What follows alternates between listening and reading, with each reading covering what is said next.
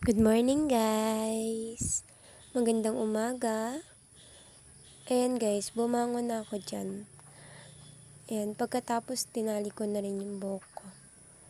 Bumangon na ako kasi alam kong marami pa akong gagawin ngayong araw. Ayan guys, habang tinatali ko yung buhok ko, kinuha ko yung pantali ko sa taas ng Jora box. Ayan guys, tinali ko lang siya. Sabi ko ay ako ay magbabangon at marami pang gagawin. Ayan. Sobrang kalat pa ng bahay. Hindi pa ako nakakapaglinis. Yan yung panganay ko. Gising na. At yan guys. Grabe ang kalat. Di pa ako nakakapagtupi. Pasensya na kayo sa bahay namin. Medyo maliit saka magulo. Ayan. Lumabas na ako. Ayan. Ganda ng araw. Sobrang init ngayon. Ayan. Tuyo na naman ang mga sinampay ng mga maglalaba ngayon. Ayan guys. Ang ganda ang ganda ng sikat ng araw dito kapag umaga. Ang ganda magmuni-muni. Ayan guys, sinanap ko yung tabo. Ayun, nagilamos ako. Nagilamos ako ng mukha ko. Para naman maayos tayo pagharap ng camera. Hindi pa ako nakakapagilamos dyan. At ayan, kumuha na ako ng aking baso. Ako yung nagkakape. At hindi pa ako nagkakape guys. Kailangan ko na munang magkape. Importante sa umaga talaga yung kape. Hindi talaga nawawala guys yung pagkakape sa umaga. Ewan ko ba, pero ako talaga guys, hindi talaga ako nagkakape. Hindi ko kinahiligan magkape. Siguro, simula nung bata pa ako eh. Pero, ngayon, yung asawa ko mahilig sa kape. Ayun, nagkape. Nagkape na rin ng person. At ako'y nasanay na din. Paminsan-minsan lang naman, hindi naman ako lagi pag nagkakape eh. Kaya yan, tamang timpla-timpla lang ako dyan. Guys, sa mga oras na rin yan kasi guys, masakit na yun dyan ko. Kailangan ko na ng mainit na tubig para mainitan yung sikmura ko guys. Yan guys. Pero pag ako naman guys, nagkakape, ayaw ko naman yung sobrang init. Gusto ko yung lalagyan ko ng konting mainit. Tapos, tubig siya. Lalagyan ko rin siya ng tubig. Haluan ko siya. Kasi hindi ako sanay uminom nung mainit na masyado. Si Banto girl ako. Pagdating sa kape. Ayan. Yung panganay ko dyan, naghihingi na ng gatas. Magtitimpla na rin ako guys. Yan, kumuha na ako ng pagkain ko dyan. At kakain tayo ng umagahan para bago naman maglinis. Medyo may lakas-lakas tayo. Ayan guys, kumakain na ako dyan. Ulam ko pala dyan ay adobo, tapos fried chicken.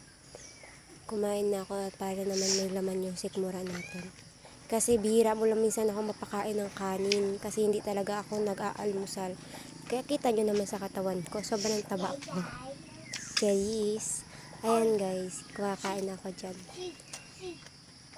Ang sarap guys, tas sasabayan mo pa siya ng kape. Ang sarap. Yan. Masarap talaga kumain kapag may kapartner na kape sa maga. Yan guys. Pagkatapos ko yan, nagtupi na rin ako. Tinupi ko na yung mga hinigaan namin. Tinupi ko na yung mga unan. Sinalansan ko lang siya dyan guys. Kasi dyan talaga ako nagsasalansan ng mga unan namin. Yan, tinupi ko lang na maayos. Pinagpagpagan ko lang. Yan. Para naman buwas-buwasan yung kalat dito sa bahay. Yan guys. Sinalansan ko lang basta yan guys dyan. Tinupi ko lang yung mga unan. Tinagay ko lang dyan. Yun guys. Kasi marami pa akong gagawin dyan guys. Marami pa akong mga nakapilang gawain sa bahay. Yan, nagtupi na rin ako ng kumot. Tinupi ko na rin siya. Tinupi ko na lahat para wala ng kalat. Ang ganda kasi guys kapag ang bahay mo laging malinis. Ako kasi guys talaga malinis ako sa bahay sa totoo lang. Kasi yan ang kinaabalahan ko eh. Pag naboboring ako lang ang ginawa ko hindi magdinis na magdinis. nasanay na rin kasi ako ng laging naglilinis ako ng bahay. Yun guys. Pagising ko ng maga, yan lagi yung inuuna ko paglilinis. Pagkatapos ng mga walang tao dito sa bahay, pag nakapasok na yung asawa ko tapos yung anak ko nasa labas. Ayan guys, kinuha ko na yung mga nakatambak dito, mga hinubad pa kahapon. At nilagay ko na sa washing. Ayan guys, nakakalat lang. Hindi nga mga marunong maglagay ng labahan sa washing. At ayan guys, tinupi ko na rin tong mabigat na carpet na to. Kaya nga sabi ko ayaw ko labasan itong carpet na to kasi mabigat to guys pag nilalaban. Yung mama ko nilabas naman. Ayan, iniisip ko tuloy paglabahan paano na siya lalaban. Ayan guys, medyo linis-linis pa ako dyan. Nagwalis-walis ako. Pinagpagpagpagan ko na rin para bawas alikabok na yung mga alikabok pat.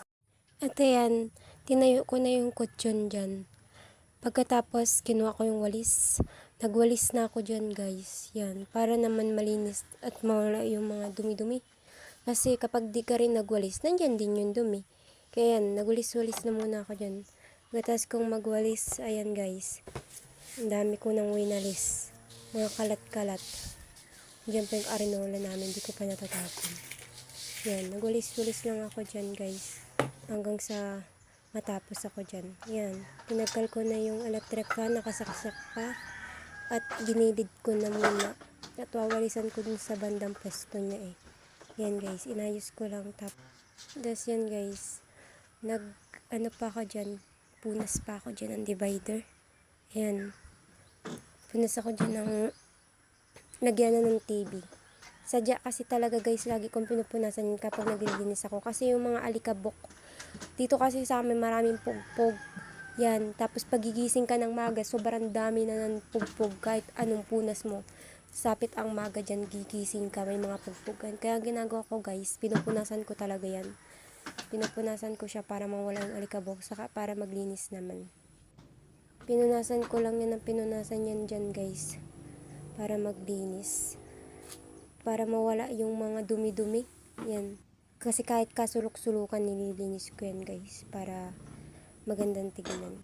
Nalilibang din kasi ako guys kapag may ginagawa ako. Minsan yung mga ibang problema ko, hindi ko naiisip. Kaya yan, ginagawa ko, binabaling ko na lang sa paglilinis. Hobby ko na rin kasi guys yung may ginagawa. At buringot ako kapag wala akong ginagawa, hindi ko nga alam guys. Ewan ko ba, bakit ganun? Kapag boring ako at wala akong kausap dito sa bahay, pag wala naman akong ginagawa, tapos na ako sa gawain. Hindi ko alam kung anong kukut-kutin ko para malibang lang ako guys. Pagkatapos nyan guys, yun, tinakpan ko na yung TV dyan. Kasi, di naman nagagamitin. Tinatakpan ko talaga yan para may takap din siya at hindi magaskasan. Yan, tinakpan ko lang yan siya dyan guys. Pagkatapos ko rin naman yan takpan, ako'y naglinis lang na naman uli. Ayan. Ang dami ng hugasan. Wala nang magagamit na plato kapag kakain na. Yan, sinasalansan ko lang siya dyan ng maayos. In-arrange ko lang siya ng maayos. Yan, pati yung kaldero, tinakpan ko na rin. At yung thermos, nilagay ko dun sa gilid. Yung mga kalat, pinulot ko. At ayan. Patawa-tawa ko dyan, may kausap ako dyan guys. Ayan guys. Inano ko na rin yung mga sangkap. Nilagay ko sa dati kasi ang gulo. Inayos ko lang yan ng konti. Pagkatapos yung kaldero nilagay ko na sa kalan. Ayan, tas tagpunas lang ako dyan guys ng 2 burner. Lagi kong pinupunasan yan lalo na kapag nagluluto ako pagkatas ko magluto. Kasi para hindi siya mabilis magkalawang. Pinunasan ko na rin yung lagyanan ng mga asukal. Yan, lagyanan ng baso namin. Pinunasan ko na. Pati yung lamesa guys, pinunasan ko na rin. Para malinis na siya guys. Yan mga kayang bikot, pinunas-punasan ko lang. Para naman magandang tignan. Pagkatapos ko dyan, mga kayang bikot, nagwalis na ako. At ang daming kalat. Yun yung winalis ko papaloob. Hanggang kusina. Yan, naipon na naipon. Pagkatapos niwalis ko na. Yan, tinabi ko na muna yung bangko para makapagwalis ako ng maayos. Yung sapatos ng anak ko pagkatas gamitin, hindi man lang isa ng maayos. Ayan, puro dumi na, kalalaba ko lang yan nung nakaraan. Ayan, sinuot lang yan kahapon. Ayan, ang dumi na naman. Ayan guys, nagwalis-walis lang ako dyan. Hanggang labas, nagwalis na rin ako kasi makalat din eh. Yan, di ako nakapagwalis kahapon kasi wala kami kahapon dito sa bahay. Umalis kami. Ayan, nagwalis na rin ako. Para naman masunog kapag ka masyadong mainit na. Marami na rin kaming basura guys. Ayan guys, pagkatapos ko nagugas na ako ng plato. Hinugasan ko na yung mga sinalansan kong plato para naman mabawas-bawasan yung hugasan namin. Nagugas lang ako dyan. Hinugasan ko na guys para mamaya wala na akong hugasan. Ayan, marami pa akong kasamang manok dyan. Yan guys, yung aso kasama ko pa dyan sa paghuhugas. Ayan mga kayang Bicol, tapos na akong magugas dyan. Yan, at isasalansan ko na siya guys ng maayos. Yan, sinalagay ko na yung mga kutsara. And then yung mga iba pang mga gamit namin, mangkok, nilagay ko na rin. Sinalansan ko lang siya dyan guys, para naman maayos. Ayan, in-arrange ko lang siya ng maayos guys. Yan, mga baso, nilagay ko na siya dun sa basohan niya. Yan, mga baso, nilagay ko lang siya dyan guys. Sinalansan ko lang din siya ng maayos guys. Yan guys, tapos na ako magsalansan. Yan, na-arrange ko ng maayos. Ayan, guminhawa na yung pakiramdam ko dahil tapos na ako sa gawain. Ayan guys. Oh, sobrang linis na ng bahay ko. O, diba? Wala na ako pa problemahin. Bye guys! Thank you for watching. Mwah!